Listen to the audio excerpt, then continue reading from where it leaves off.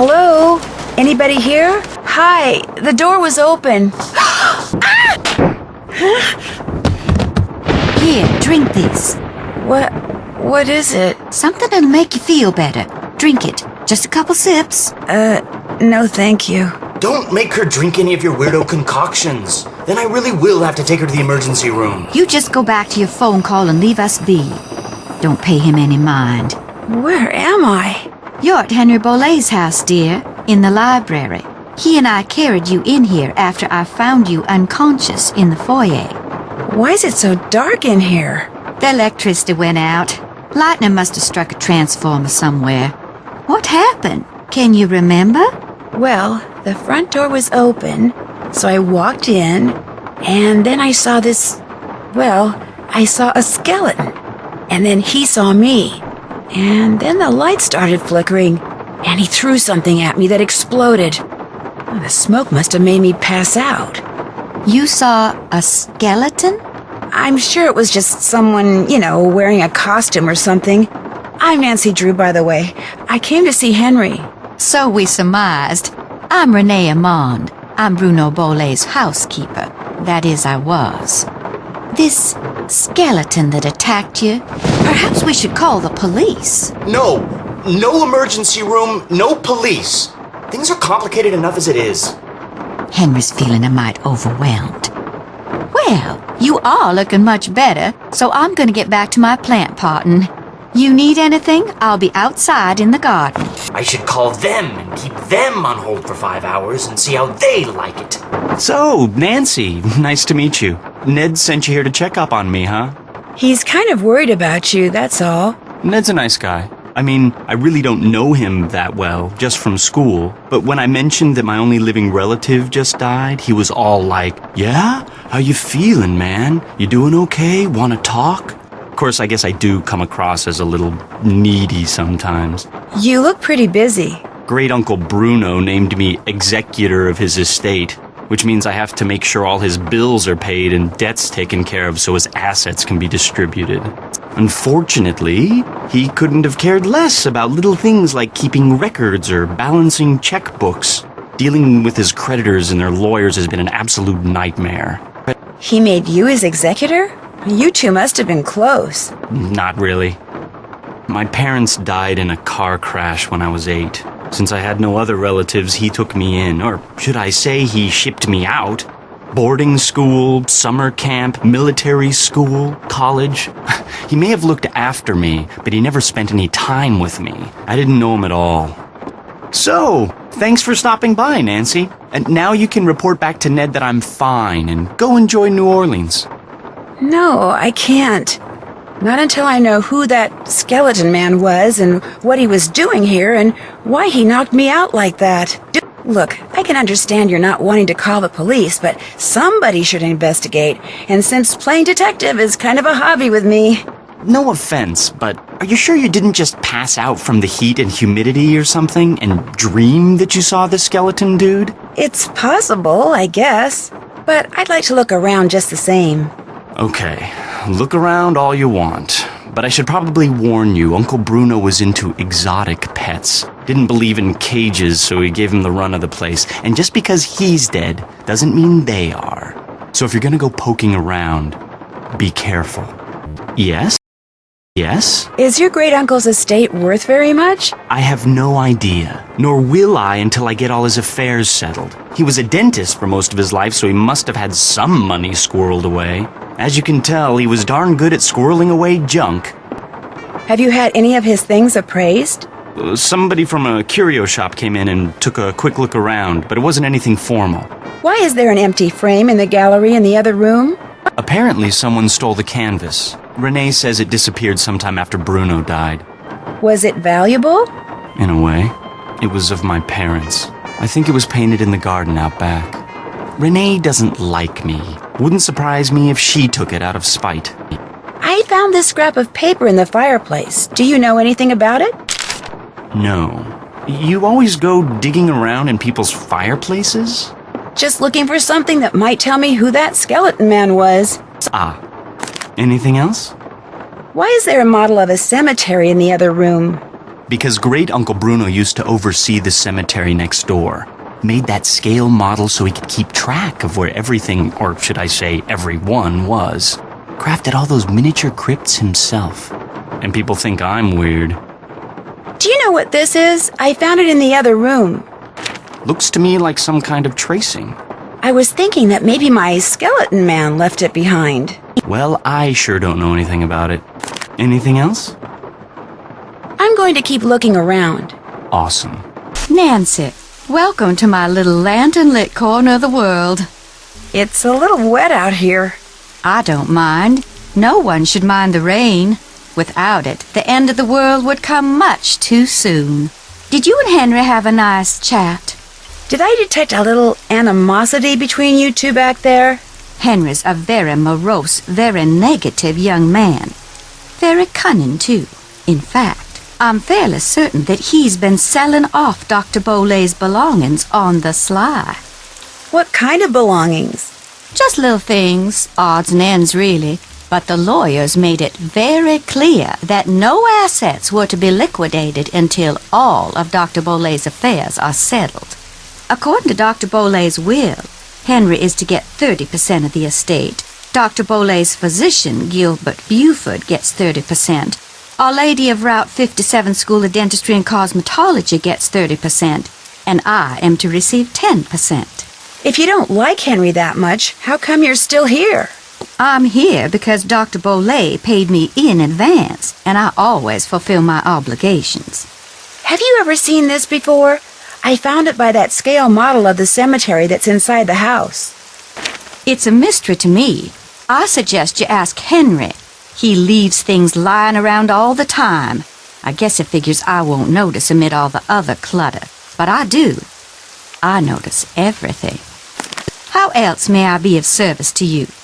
What can you tell me about the painting that's missing from the frame in the gallery? Very little, I'm afraid. I didn't notice the picture was gone until after the reception following Dr. Bolay's funeral. I cannot even tell you what it was a picture of. What was in that concoction you wanted me to drink after I got knocked out? Never you mind. It was just a little remedy I brewed up on the spot to help you feel better. If you don't mind my asking, what's in that little pouch you wear around your neck? Things. Secret things. Things that give me special talents when special times demand them. People usually laugh when I say this, but this pouch is my connection to the energy that powers the universe. Oh, Well, at least you didn't laugh. I'll see you later. One more thing. I, too, have seen the skeleton man. After Dr. Bolay passed, that night, I saw him in the hallway. He was there, then he was gone. So you best be careful, Nancy Drew, because if it was Mr. Death, and I truly think it was, he's come back. To figure out if there's anything camouflaged in that design, I'm going to need some paper. Yes? Do you know where I could find some plain paper? Sure don't. Try asking Renee. I'll stop bugging you now. Whatever. Hello again. Do you by any chance have some plain paper that I could use? I most certainly do. But it's up in my room, and I'm afraid I cannot retrieve it for you until I'm finished here. You get the sudden urge to draw a picture? Something like that. I know, I'll help you. That way you'll get done faster. Gracious, you are the picture of impatience, aren't you? Well, I appreciate the offer. But here, why don't you just take this instead? It's an extra key to my room. The paper's in a drawer in my nightstand. Just go on up and help yourself. But make sure you lock the door when you leave, you hear? You I trust. But Henry, him I do not. I really appreciate this. And long as you're going up there, my appetite could use a little placating, so I would be much obliged if you would bring me a candy bar from my nightstand. And take one for yourself while you're at it. One for Renee, and one for me.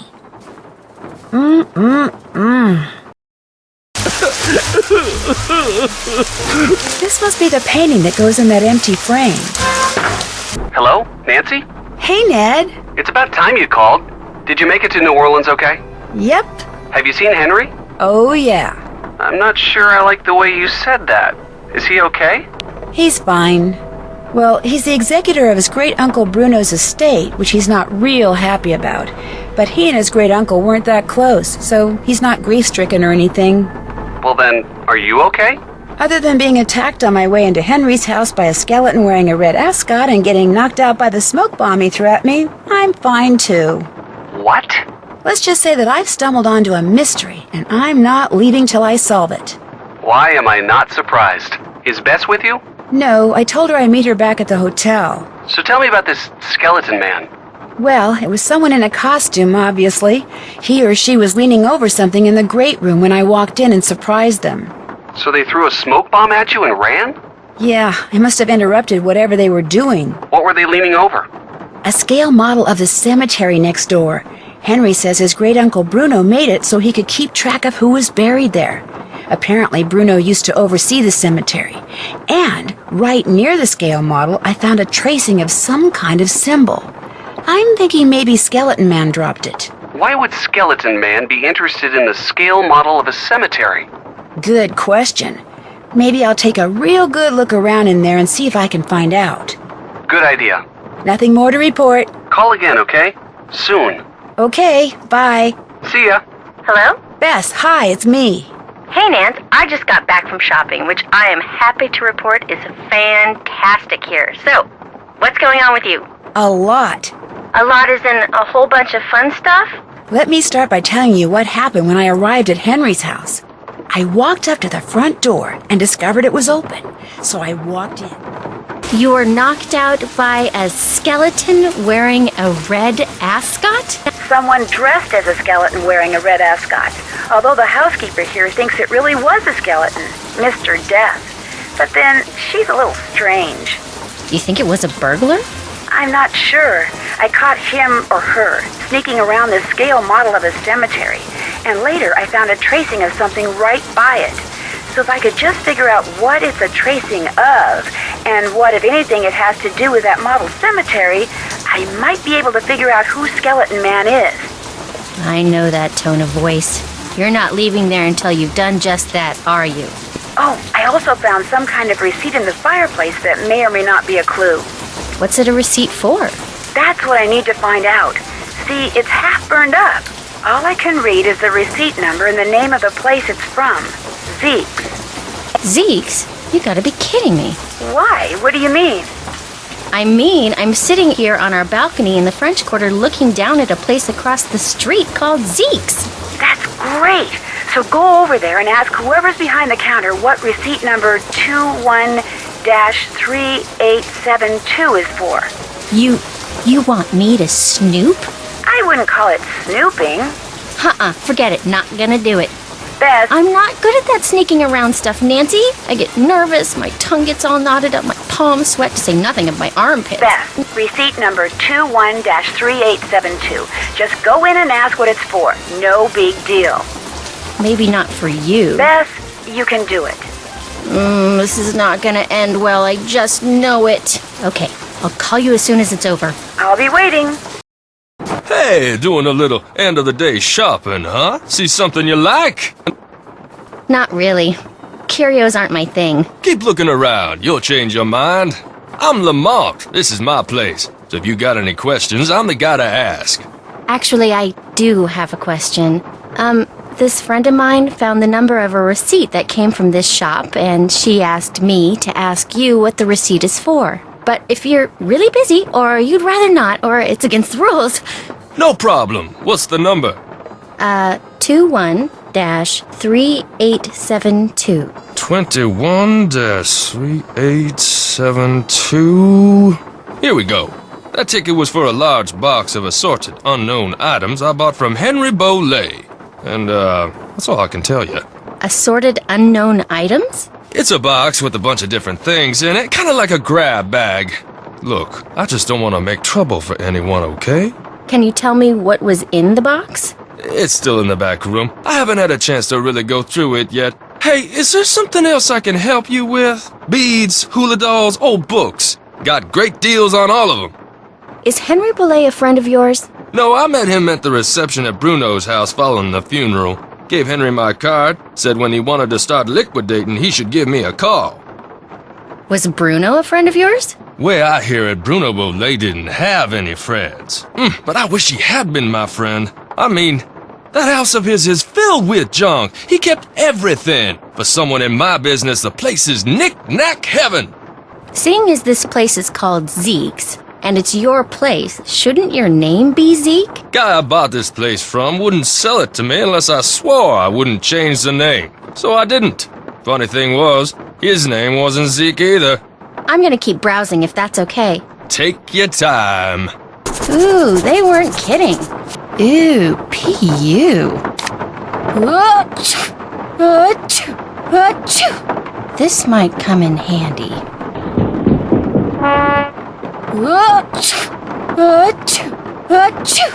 There, that should do it. Lamont, could you help me? Sure, what do you need? I can't quite reach that bottle up there. Could you get it for me? Sure.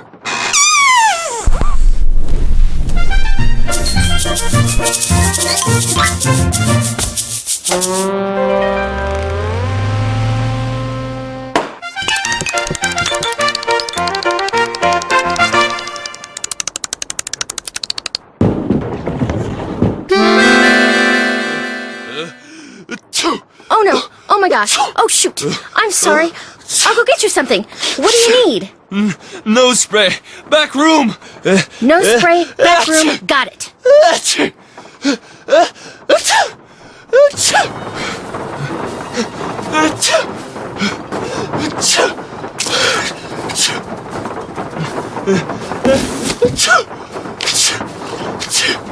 Cute dog.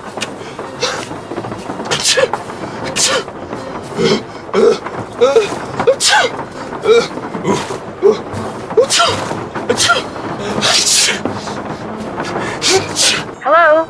I found out that receipt is for a box of stuff that Lamont, that's the guy who owns Zeke's, bought from Henry Bolet. No kidding. What kind of stuff did Henry sell him? Well, the box is in the back room, and it contains assorted unknown items, and that's all Lamont would tell me. Said something about not wanting to get anyone in trouble. But you'll be happy to know that I have snuck into said back room and can tell you exactly what's in the box. Excellent. Let's hear it. Okay, I found a really old photo of a boy and a dog, and there was a photo of an iguana dressed up like a pirate. What? You heard me, and there's a costume in the box of a skeleton man. Really? Thought you'd like that. There's also a box that's locked by some kind of letter combination and that has two pieces of paper stuck to it. On the first piece is a bunch of goofy stuff written by someone named Amelinda, and on the second is a bunch of numerical references to passages from Hamlet, some of which don't even exist according to a note that I think Lamont made. Did you unlock the box? No, I have no idea how.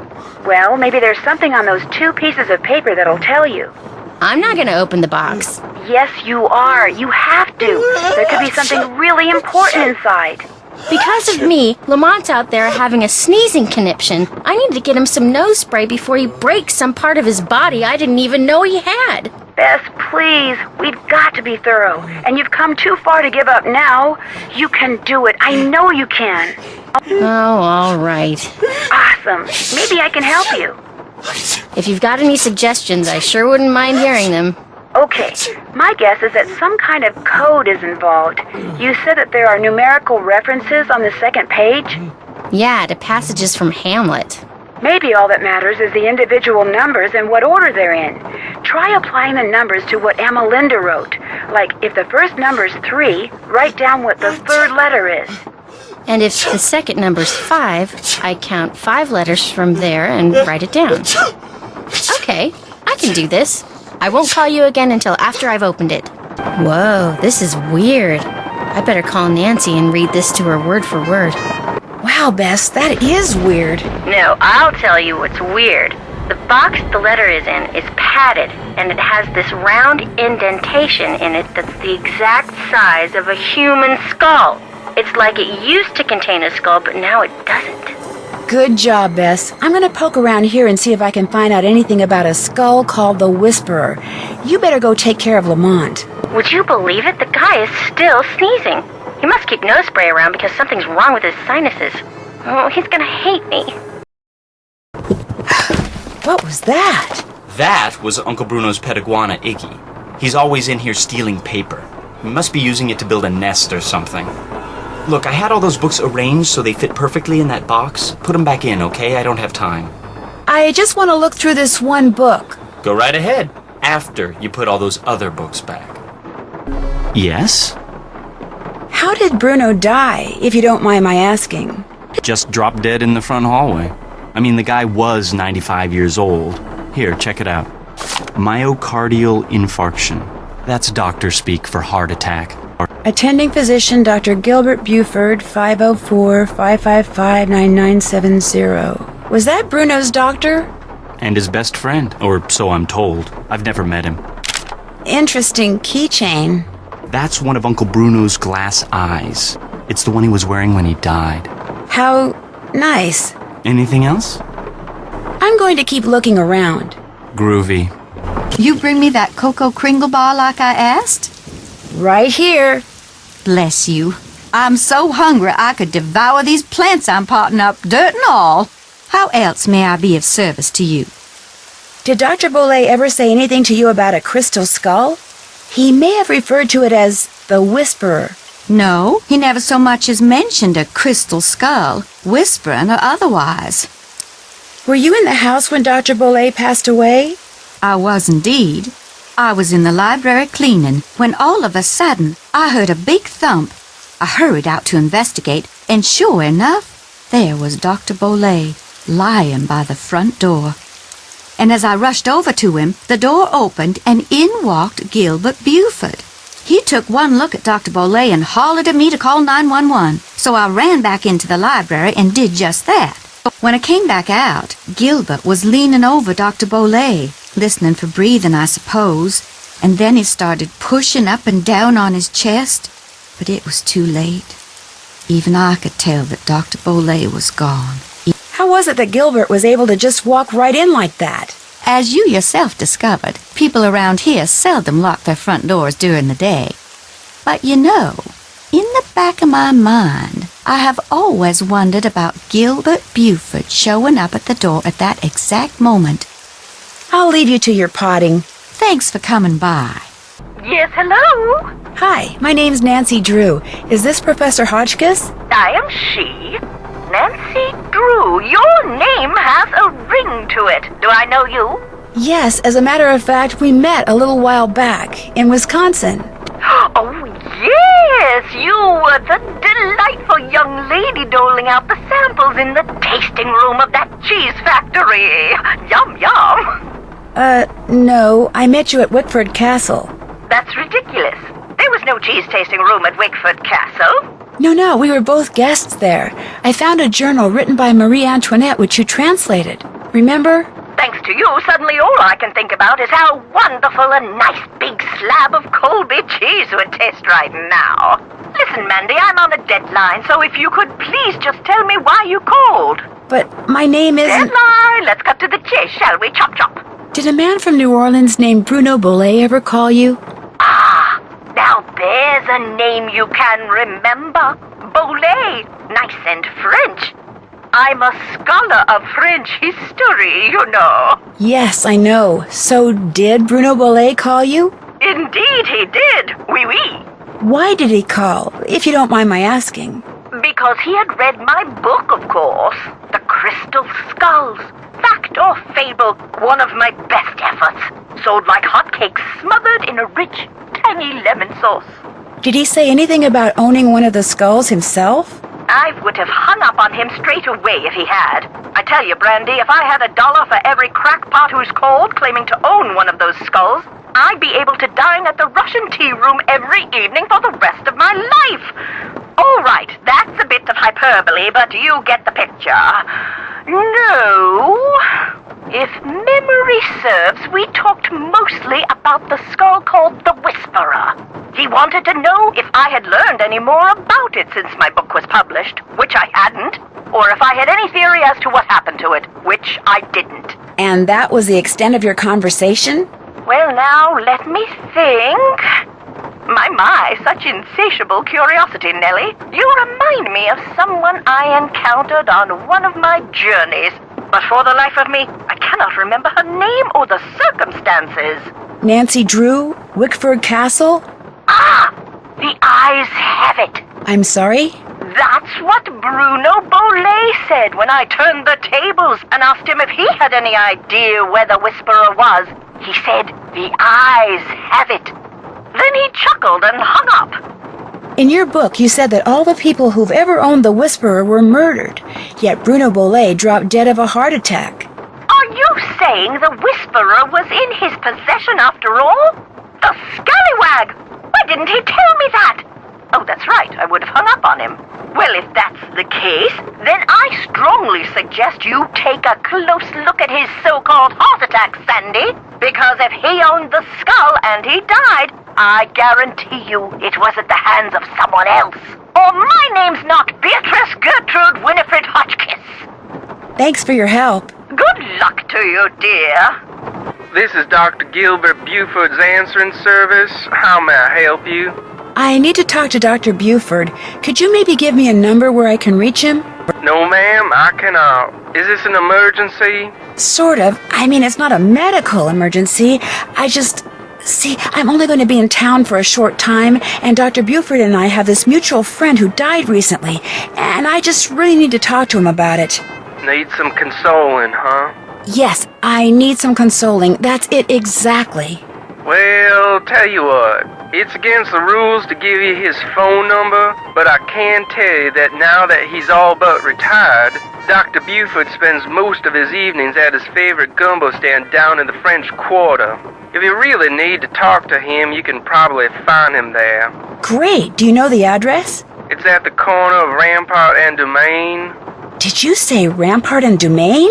I did indeed. Granny Pumpkin's Cajun cooking. They make some darn fine gumbo. Thank you. Thank you very much. You're welcome, and I'm truly sorry about your loss. My loss? That mutual friend of yours and Dr. Buford's? Oh, right. Thank you. That's very kind of you. Bye. Hello? Hi, Bess. It's me. So what's been happening? Tell me everything. Well, let's see. Since the last time we talked, I was just about getting ready to... Interesting stuff. But the reason I called is, I need you to talk to this doctor named Gilbert Buford, who, as it turns out, likes to hang out at a gumbo stand called Granny Pumpkin's Cajun Cookin', which should be right across from our hotel. You just want me to talk to him? That's it? Nothing nefarious? No black ops stuff? He was Bruno Bollet's doctor, and apparently his best friend, too. I just need for you to see if he thinks there was anything weird about the way Bruno died. What do you mean by weird? I kind of think maybe Bruno was murdered. Murdered? By whom? That's what I'm trying to figure out. Everyone's a suspect at this point. Including this Gilbert Buford guy? Well... Great, I'm gonna be chatting up Jack the Ripper. Oh, I'm sure the guy's fine, but be subtle, just in case. Well, I can see the gumbo stand from our balcony. If he's the guy that's sitting down there, I guess he looks harmless. Okay, I'll go talk to him. Thanks, Bess. Let me know what happens. Cheerio! Why, hello, young lady. How kind of you to grace an old man with your lovely presence. Are you Dr. Gilbert Buford? I'm delighted to report that I am indeed. Do you mind if I join you? Of course not. A little lively discourse would brighten this gloomy evening considerably. This here is my favorite spot in the whole city. Delicious gumbo, pleasing view, particularly now, I might add. My name's Bess Marvin. I'd like to ask you some questions about Bruno Bollet, if that's okay? I'd prefer subject matter of a happier nature, but I do not want to seem inhospitable, so what is it you want to know? Is there any doubt in your mind as to how Dr. Bollet died? He died of a myocardial infarction, most likely caused by age-related atherosclerosis. Dying of a heart attack is all too common for people who are socially isolated, and Bruno Bollet had most certainly become that. I thought Bruno Bollet was your best friend. Well, now, I was certainly his best friend, but I cannot honestly say that he was mine. Fact is, while socializing with my fellow man, particularly with pretty young women such as yourself, has always been a source of pleasure for me. Bruno was just the opposite. Unfortunately, the older he got, the more numerous his idiosyncrasies became, and the less concerned about their negative effect upon others he became. Dr. Boulez's housekeeper says you just happened to walk in just as he was having his heart attack. Is that true? Indeed it is. I hadn't seen him for a while, so I picked that day to pay him a visit. I walked up to the front door, found it unlocked as usual, opened it, and there he was, lying on the floor in obvious distress. The next thing I know, his housekeeper came running in and started shrieking and carrying on, until finally I sent her out of the room so she could summon an ambulance, and I could once again hear myself think. Then I knelt down and saw that he wasn't breathing, so I pulled him away from the doorway so I'd have more room to work on him, and began chest compressions. I continued until the medics arrived, but nothing they did made a difference either. Why would he have a heart attack in the foyer? That's always been a bit of a puzzlement to me, too. Can you remember anything that might indicate what he was doing by the front door? I mean, had he just come in from a walk? Was he wearing a hat? Was he holding anything? Had he dropped something? An umbrella? Sunglasses? Wait a minute. Why, yes, he was holding something. A piece of paper. And on the floor next to him was an envelope. He must have collapsed while reading a letter. Do you know what happened to it? Now, I know the letter was no longer in Bruno's hand when the paramedics arrived, so perhaps he released the letter when I moved him. And yet, I do not recall seeing it on the floor when they wheeled him out the door. Iggy. What's Icky? Iggy. Iggy is an iguana Bruno befriended, then turned loose in his home. It soon developed the annoying habit of stealing paper and stockpiling it in the vent system. Did you see Iggy while you were tending to Bruno that day? No, but then I rarely ever saw Iggy. Moreover, it would not have been the first time a missing document ended up in Iggy's possession. Renee would periodically call me saying the lizard had absconded with one of Bruno's prescriptions and would I please write her up a replacement. In any case, Bruno once told me he was training Iggy, said he taught Iggy to retrieve the things it had stolen. Do you think it's possible that Renee caused Dr. Boulez's death by, say, hoarding the pills from those missing prescriptions and giving them to him all at once? No. Had he died of an overdose of the medications I had prescribed, the manner of his death would have been quite different. But he died of a heart attack. Of that I am certain. However, I know for a fact that Renee is deeply involved in the practice of hoodoo. And as Bruno's housekeeper, she had ample opportunity to use it against my poor old friend. You're not serious. Young lady, never, ever underestimate the power of suggestion. If a person believes in something, even on a subconscious level, fantasy can easily become fact. And who knows what rubbish Renee filled Bruno's mind with? Drink this, don't eat that, this brings good luck, that brings bad, day in and day out. Even if he said he didn't believe a word of it, who knows how much his subconscious was absorbing? He was very old and vulnerable. So could Renee have caused Bruno to have that fatal heart attack? There's not a doubt in my mind she could indeed. Did Dr. Boulez ever say anything to you about owning a crystal skull? Why, yes. Yes, he did. In fact, he showed it to me once. Said it had magical powers. Said owning it was going to allow him to live forever. I thought it was utter nonsense and told him so. Well, he didn't appreciate that at all. Refused to talk to me for a full 2 weeks. Do you have any idea where he kept it? No. He was terrified that someone would steal it from him, so he told no one its location. Not even me. Tell me, Miss Bess, what do you know about that crystal skull? This friend of mine, who is also a friend of Henry Boulez, Dr. Boulez's great-nephew, Anyway, while she was visiting Henry, she saw this book in Bruno's library about the legendary crystal skulls and was kind of intrigued and thought that since Henry said that you were pretty much Bruno's only friend, maybe Bruno had said something to you about it, and as it turns out, he had. That's all I know. I see. Well, much as I'd like to believe that skull holds the key to immortality, I'm afraid Bruno's passing proves it's worthless. Although it would make an attractive paperweight, as I recall. Tell your friend not to give it another thought. I'll let you get back to your gumbo. Feel free to drop by any time. Hello? Hi, Nance. Okay, here's what's been happening at my end. And that's pretty much it. Good work. I'll take it from here. Thanks again. Good luck. Bye. Come on, Summer, give me a break here. You never said anything about that. Well, how was I supposed to know? I mean, what am I, telepathic? No, come on, don't get upset. Look, I'll see what I can do, okay? What do you mean, something else? You gotta be kidding me, Summer. I don't have that kind of money. No, I meant I don't have it now, but I will soon, okay? Bye. Oh, man. This must be where I'm supposed to put all the glass eyes I've found. Let's see how we're doing. Gotcha!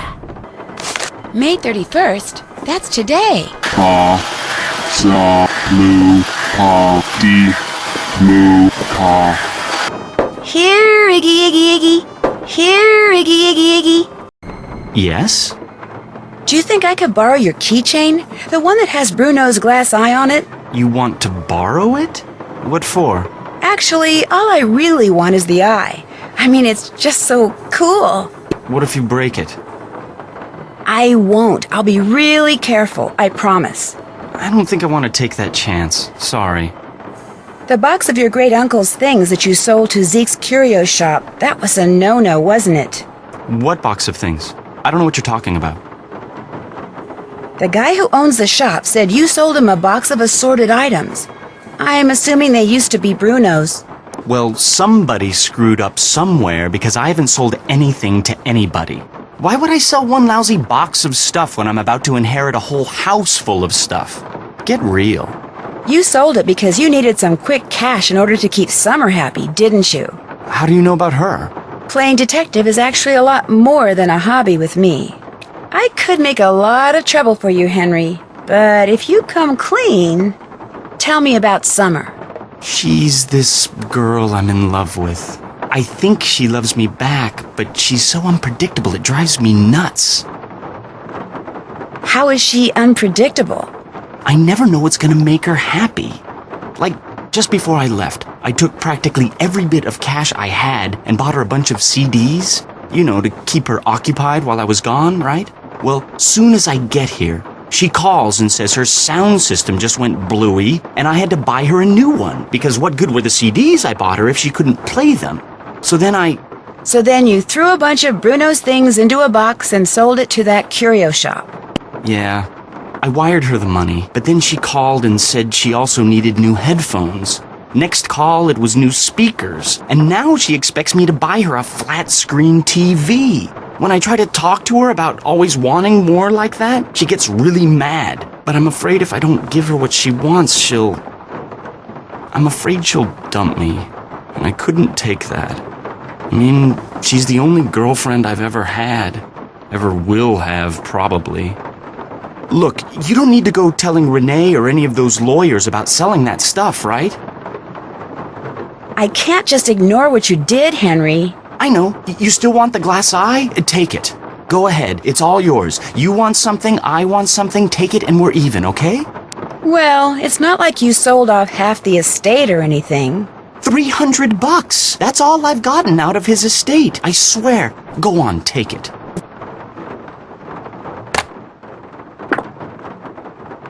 I was naughty, but from now on I'll be nice, I promise. Do you know anything about the crystal skull that was in that box of junk you sold to Zeke's? There wasn't any crystal skull in that box. Are you sure? It would have been inside another box. Well, I did throw in some smaller boxes. Like I said, I was just grabbing stuff. Was it valuable? All I really know for sure right now is that it's missing. Great. Be just my luck to have sold something that wasn't junk to that glorified trash collector. I'll check back with you later. Awesome. A librarian's tale. Something Bruno Bollet wrote in that Tired Eyes book mentioned the librarian's eye. Here we go. A librarian's tale. This shovel with the weird handle. Do you think I could borrow it? Dr. Bollet took great interest in that shovel. Don't know why. He never used it. Just like to see it hanging there.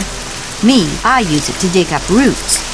I could dig you up some roots. Right now I need mushrooms. I was hoping to get 'em picked tonight, but from the looks of all this potting I still have to do... I'd be happy to pick them for you. Why, what a generous offer. All right, then. I need 5 painted conchs. They're mushrooms that have got a short, fat stem and a large bell-shaped cap covered with big red dots. You might find 1 or 2 here in the garden, but you'll have better luck in the boggy part of the cemetery. You get me 5, no more, no less, and I'll let you borrow that shovel. Deal. You can put 'em in this bag. How else may I be of service to you? Nice talking to you. Come see me anytime. This has got to be a painted conch. Another painted conch. Yes! Did you pick me those mushrooms yet? Sure did. Well, bless your heart, you did it. Actually, picking the one growing on the log sticking out of the swamp was a little hairy. Oh, my. I forgot to warn you about Bernie, didn't I? If by Bernie you mean the alligator that almost had me for dinner, yeah, you did. He's another one of Dr. Bollet's pets.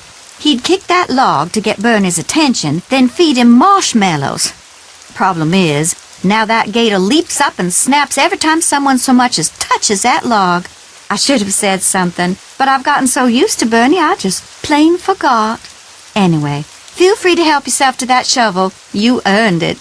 Whose boat is tied up down there by Bernie, do you know? That would be my boat. Comes in very handy when I need to forage for certain swamp-dwelling plants. Nice talking to you. Fare thee well. That looks like the right name. That looks like the right name. There, I'm no dummy. That looks like the right name. Let's hope Neil is lying down by now. This name doesn't fit the clue. This name doesn't fit the clue. Bingo. Smells right to me. Hopefully this will givens me a clue. Hello? Hi, Bess. How you doing? Great. I just took a nice, luxurious bubble bath and I'm ready to boogie. When are you coming back here? That's still kind of hard to say, but listen. Remember that old photo of a boy and his dog you said you saw in that box of stuff Henry sold to Lamont? Yeah? Did it look like it was maybe taken in the 1920s? That's exactly what it looked like. Why? Because I need to find out the name of Bruno Bollet's dog. And if that boy was Bruno, then that was probably his dog. Was there any writing on the picture? Yeah, as a matter of fact, I think it said Bruno. That's all it said? Just Bruno? No, it said Bruno but whatever came after and was hidden by the frame. I really need to know the name of that dog. Oh, no. No, you don't. No more snooping. Bess, just get into that box again and see if the dog's name is on that picture. That's all I want you to do. How? I can't just go waltzing into Lamont's back room. And he's for sure as heck not gonna fall for that sneeze contraption again. There must be some other way you can distract him. Please, Bess? I can't tell you how important this is. You've gotta do this for me. Please? Okay. We're not gonna have any fun here until you solve this mystery, and since you can't do that until I do this... Okay, I'll sneak into the back room and take another look at that photo. I mean, I will if I don't screw up. Think positive, Bess. You're gonna do fine. You bet I am. In fact, I'm not going to call you again until I have seen that picture. I'm going in. You go, girl. Hey, That gumbo stand outside? What do you think? Is it pretty authentic?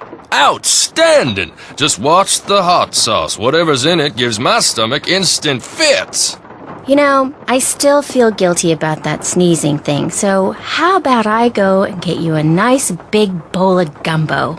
Just so happens I'm starving, so hey, you got a deal. Great. I'll be right back. Hey, what'll it be? Can I get a gumbo to go, please? Eat up. That my gumbo? There you go. Enjoy! Uh-oh. Oh, you're gonna have to excuse me. Uh-oh, I better get out of here. Grant? The dog's name was Grant? That's what it said on the photo. Kind of a weird name for a dog, huh? Yeah, well, Bruno Bolet was kind of a weird guy. Hey, thanks a lot, Bess. You've been a huge help. I'll tell you, being sneaky takes a lot out of me. I'm exhausted. I still don't know when I'll get back there, so just kind of hang loose, okay? Story of my life. Call me if you need me. I will. Bye. That should keep you guys quiet for a while. Iggy! Come here, Iggy. Got something for ya. Hello? Hi, Bess. Listen, you busy? Why? I need you to do something for me. What? I need you to infiltrate the meeting of the Jolly Rogers crew that's about to be held at Rampart and Dumaine, which has got to be right near Zeke's. You're going to have to look around for it. Now, to get into the meeting, you'll need to put on that skeleton man costume you saw in the back room. And once you're in the meeting, you'll need to listen for the name that opens the meeting so you can tell me what it is, okay? No. Bess, I know you don't like to do stuff like this, but this is really, really, really important, and it'll be the last thing I ask you to do. I promise. Oh, all right. I don't suppose it would do any good to point out that the curio shop is closed. You'll find a way in. Oh, and if anyone at the meeting asks, the password is Scuttled Bones. Okay, I'll give it a shot. That's the spirit. What's the password? Password? Right. Let's see. Scuttled Bones. Better hurry, we're just about to start. John Lafitte! John Lafitte! John Lafitte! John Lafitte! Welcome, my fellow Jolly Rogers. I know that voice. We have several pressing matters to discuss this evening, so let us begin. As you may or may not have heard, certain city officials are attempting to deny us the right not only to gather in public places during the Mardi Gras season, but they have also seen fit to... Shoot, I forgot to turn off my cell phone. It seems we have an uninvited guest. Get him! Let go! You're making a big mistake! Let go of me! Look, I'm not here to make trouble. You're making a big deal out of nothing. Can't we just talk about this? Where are you taking me? If you just let me explain. Why, it seems our trespasser is of the female variety. Let's have a look. That's right. You know me and I know you, Dr. Buford. And I also know that you were the one who attacked my friend over at the Bolet Mansion today. And if you don't tell me why right now, I promise you, you are going to be in one big world of hurt. The young lady's clearly upset about something. Clarence, take over the meeting while I try to find out why she's making all these crazy accusations. They're not crazy and you know it. I will tell you everything, Miss Marvin, in private. And he did. He told me everything, Nancy. I bluffed him into confessing. You would have been so proud of me. Oh, and before I forget, the name they chanted at the start of the meeting was Jean Lafitte. Jean Lafitte. Great. Now, what did Dr. Buford tell you? Okay. First off, he said that with his dying breath, Bruno Bolet directed him to steal the painting of Henry's parents and lock it up in Henry's parents' crypt. Bruno seemed to think that way Henry would wind up with the crystal skull instead of somebody else.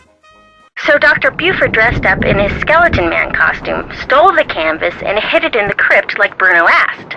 That must have been when Renee saw Mr. Death. But then, Dr. Buford had second thoughts and decided to heck with Henry. He wanted that crystal skull for himself. So this afternoon, he dressed up in his skeleton man costume again and snuck into Henry's house so he could get the key from that mini cemetery and retrieve the painting he'd left in that crypt, knowing the painting would somehow lead him to the skull. Only I walked in on him and ruined everything. Right. And now that we're onto him, he says he no longer wants the skull. He's embarrassed that he allowed his superstitious side to get the best of him and says whoever finds the skull is welcome to it. At least that's what Dr. Buford said. Uh-oh. Uh-oh what? I told him you were looking for the skull. That's all right. Actually, I told him you were on the verge of finding it. Why would you tell him that? I don't know, I got carried away. So if he lied to me and he really does still want the skull, then he might come after you. He left right after we talked, and I don't think he went back into that meeting. What if he's on his way over there? Don't worry, I'll be fine. Why don't you just... Whoa, that bolt of lightning was huge. Anyway, why don't you just go relax and I'll be back at the hotel before you know it, okay? Bess? Hello? Bess, you there? Nope, she sure isn't. That should keep you guys quiet for a while. Come and get it, Iggy. Nancy? That you in there? Goodness sakes, gal, what on earth have you gone and done? The lid's closing and I don't know how to stop it. Here, I'll pull you up. Toss what you're holding up here, then give me your hands. Come on, you best hurry. Here it comes. Renee, a little help, please? The crystal skull. After all that scheming, how do I finally get it? Why, this nice little Yankee gal just hands it to me. Renee, help me. Hurry, please. Thank you, Nancy. Bye now. No, you've got to help me. Renee! Renee! Renee, hold it right there. That skull isn't yours. This ain't nothing of the fact that you just tried to bury me alive. The skull is mine. It wants to be mine. Yes, I did my share of scheming to get it. I got Dr. Bolay to go to the authenticators, then switched the letter they wrote saying it was real with one I wrote saying it was fake, in hopes that Dr. Bolay would just hand it over to me. Yes, my plan failed, and yet, here we are. I have the skull. Why? Because it knows that I will fulfill its destiny. Bruno Bolay wanted Henry to have it. That's why he had Gilbert Buford steal that painting and hide it in Henry's parents' crypt, because he hoped that way Henry would eventually find it. Henry's a fool. If he ever got his hands on this, he would just turn around and give it to that trashy girlfriend of his. Dr. Bolay, he just wanted it because he was terrified of dying. Gilbert Buford, too. And that Lamont fella, he just wants to sell it to the highest bidder. But me, my motives are pure. I am going to protect it so it can rendezvous with all those other skulls. I'm going to be right there when they start conversing and all the mysteries of the universe are forever solved. Ah! No, come back! Renee burst into tears and sobbed as Bernie swam away with a crystal skull. It made me feel sorry for her for about 2 seconds. After all, while she may not have meant to cause Bruno's death, she certainly meant to cause mine when she left me sealed up in that crypt. It felt good to turn her over to the police. Later that night, Dr. Buford came over and apologized for knocking me out with that smoke bomb and for allowing himself to think, even for a moment, that Bruno's crystal skull was anything more than a pretty piece of quartz. To make up for his shameful behavior, he insisted on taking Bess and me on a grand tour of New Orleans. Seeing the city through the eyes of someone who loves it as much as Dr. Buford was truly special. He invited Henry too, but Henry declined. He was still trying to process the fact that his great-uncle wanted him to have the skull. Henry always thought that to Bruno he was nothing more than an annoying family obligation, someone Bruno couldn't care less about. Yet Bruno's request of Dr. Buford, made with his dying breath, proved that he did care about Henry. Apparently, and unfortunately for Henry, Bruno was the type of man who just couldn't bring himself to say such things out loud. As for Lamont, when he heard what happened, he closed his shop, bought enough marshmallows to fill a swamp boat, and has been scouring the bayous ever since, kicking every log he comes to in hopes of finding Bernie and the crystal skull inside him. But Bernie has yet to turn up. Maybe the skull didn't agree with him. Maybe swallowing it caused him to stop associating the sound of a kicked log with yummy sweet things. In any case, the Whisperer has disappeared, lost to the world once again, which is totally fine by me.